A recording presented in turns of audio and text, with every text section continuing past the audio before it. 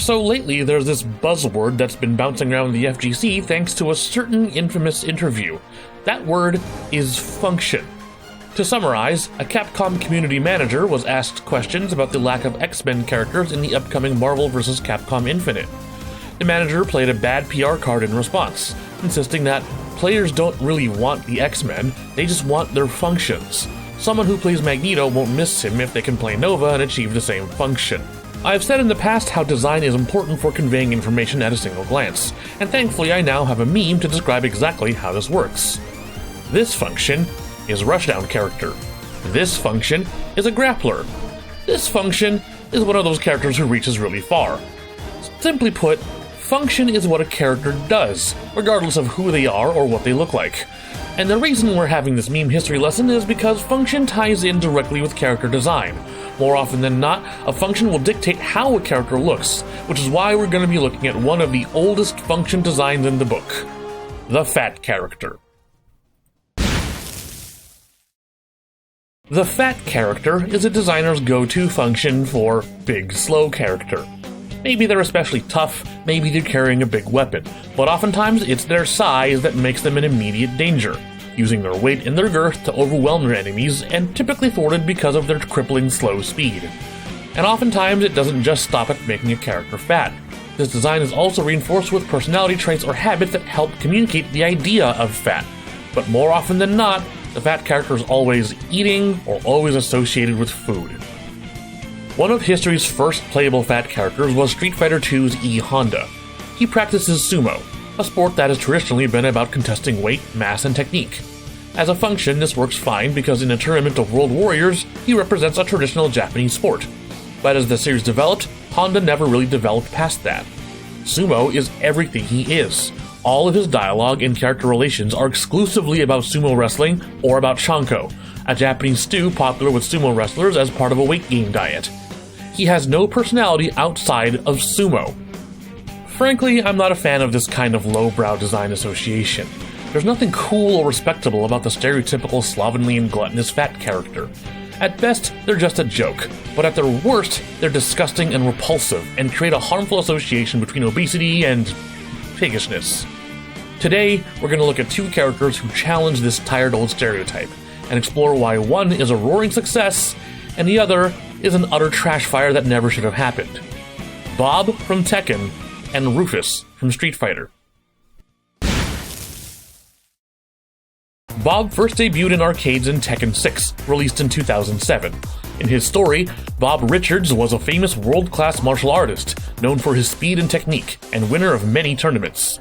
However, he always felt that he struggled against opponents who were larger than him.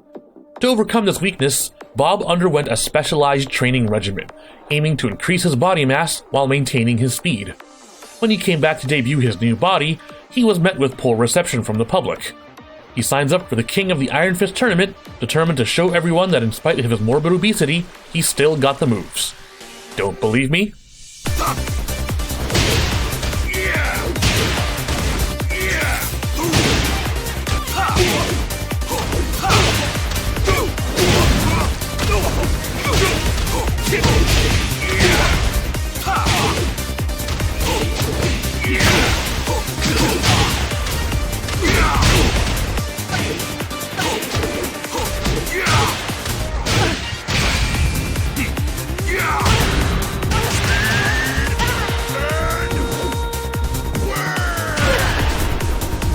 Bob is the antithesis of the fat character function. He's big and he hits hard, but he moves with grace and style. Everything about his animations and expressions is bursting with confidence and swagger. He's not restrained nor slowed down by his weight, nor does his weight define every move he does. He's not ashamed of who he is, and he firmly believes that his physique is what makes him strong, to the point where he's actually devastated in his Tekken 6 ending when he accidentally loses weight. The fact that he had to work to obtain his physique is a testament to Bob's ethos, the idea that not all fat characters are lazy pigs. Bob shows us that fat doesn't have to be disgusting, slovenly, or clumsy. He's cool and confident that he can keep up with the thinner fighters, and he's got the moves to prove that they have to keep up with him. Rufus debuted in arcades in Street Fighter IV in 2008, 1 year after the arcade release of Tekken 6. In his backstory, Rufus was a biker who was inspired by kung fu movies to become a martial artist. He vigorously trained under martial arts by porking out and watching kung fu films to teach himself the style. Miraculously, he is able to replicate high-flying stunts and acrobatic attacks in spite of his physique. He maintains a one-sided rivalry against Ken Masters, the current title holder for the US Martial Arts Champion, which leads him on a quest to track down Ken, defeat him, and obtain the title for himself. The quest itself becomes moot because Rufus is an idiot and he has no idea what Ken looks like, and ends up getting into fights with people who clearly are not Ken.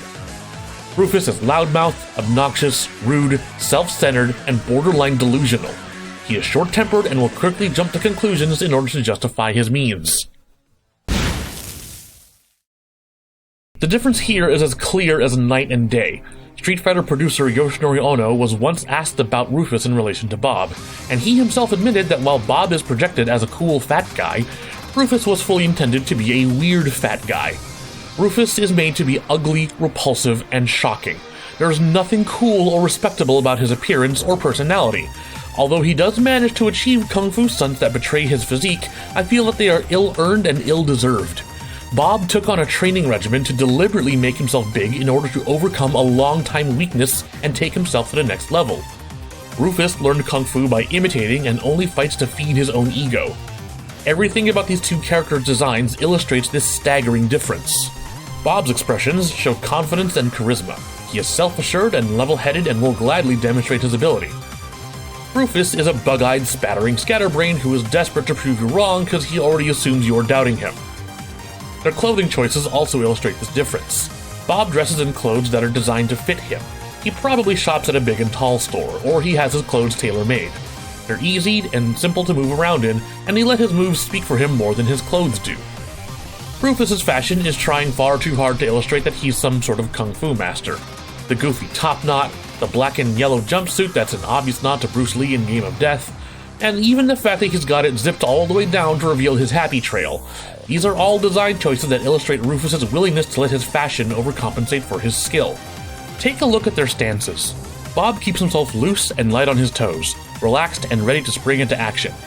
Rufus is making all sorts of ridiculous poses like he's trying to impress or intimidate you. When Bob wins, he'll drop a one-liner or do a fancy flourish and be done with it. When Rufus wins, his pop-offs are staggering. I can't even be bothered to read all this crap, and I'm the kind of person who reads the win quotes in Guilty Gear. Even though both took the approach of defying the archetypal function of fat characters, Bob goes the extra mile of expressing design and story elements that don't just make him cool, but a respectable character that stands the test of time. Rufus, in the meantime, chose to fall back on tropes and stereotypes that make fat characters forgettable in the first place. Bob's success and popularity just goes to show that sometimes form is more important than function. Going forward, I think we have a lot to learn from Bob. Not that all fat characters need to be charismatic charlatans, but at the very least they don't all have to be disgusting pigs. There's a reason fat characters aren't popular, and it's because the worst of them fall back on tired stereotypes dictated by their function. The best of them explore personalities and traits that aren't related to gluttony. Fat characters can be leaders, survivors, masterminds, loyal companions, and even heroes.